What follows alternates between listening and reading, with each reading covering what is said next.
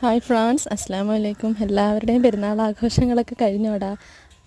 പെണ്ണുങ്ങൾക്കാണെങ്കിൽ അന്നത്തെ ദിവസം ഭർത്താവിൻ്റെ വീട്ടിലും പിറ്റേ ദിവസമാണല്ലോ നമ്മൾ നമ്മുടെ സ്വന്തം വീട്ടിൽ ആഘോഷിക്കുന്നത്. അതൊരു പ്രത്യേക രസമാണല്ലേ, എല്ലാവരുമായിട്ട് സഹോദരങ്ങളെല്ലാവരും മക്കളും എല്ലാവരുമായിട്ട് ഒത്തൊരുമിച്ച് ആഘോഷിക്കുന്നത്. അങ്ങനെ ഞങ്ങളുടെ വീട്ടിൽ പെരുന്നാളിന് ബിരിയാണി ആട്ടോ റെഡിയാക്കിയിരിക്കുന്നത്. പിന്നെ അപ്പച്ചിയുടെ മക്കളൊക്കെ വന്നു.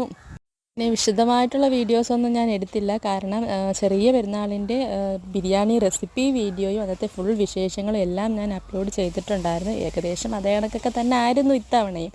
അതുകൊണ്ട് ഞങ്ങൾ പ്രത്യേകിച്ച് എടുക്കാനായിട്ടൊന്നും നിന്നില്ല. പിന്നെ ബിരിയാണി, അച്ചാർ, സലാഡ്, പപ്പടം എല്ലാം കൂട്ടി ആഹാരം കഴിക്കാനിരിക്കുകയാണ് കേട്ടോ എല്ലാവരും. തണ്ണിമത്തനും പൈനാപ്പിളും ഒക്കെ അരിഞ്ഞു വെച്ചതിൻ്റെ പകുതി മുക്കാൽ ഭാഗവും കുട്ടികൾ തന്നെ തിന്ന് തീർത്തു. പിന്നെ കുട്ടികളെല്ലാവരും കൂടി ഒരുമിച്ചിരുന്നു. പിന്നെ ഇക്കാമാർ വരാൻ കുറച്ച് താമസിച്ചു കേട്ടോ, അതുകൊണ്ടാണ് അവരുടെ വീഡിയോസൊന്നും എടുക്കാൻ പറ്റാഞ്ഞത്. അങ്ങനെ എല്ലാവരും ഫുഡൊക്കെ കഴിച്ച് വിശ്രമത്തിലാണ്. അപ്പോൾ ഈ ഫുഡ് കഴിച്ച് കഴിഞ്ഞാലുള്ള എൻ്റെ മെയിൻ പരിപാടി എന്ന് വെച്ചാൽ അനിയത്തിമാർക്ക് ഈ മൈലാഞ്ചി ഇട്ട് കൊടുക്കുക എന്നുള്ളതാണ്.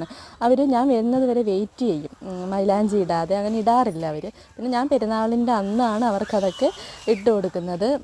ചെറിയ പെരുന്നാളിൻ്റെ ബിരിയാണി റെസിപ്പി വീഡിയോ ഞാൻ താഴെ കൊടുത്തേക്കാം, എല്ലാവരും കാണണം. അപ്പോൾ താങ്ക് യു.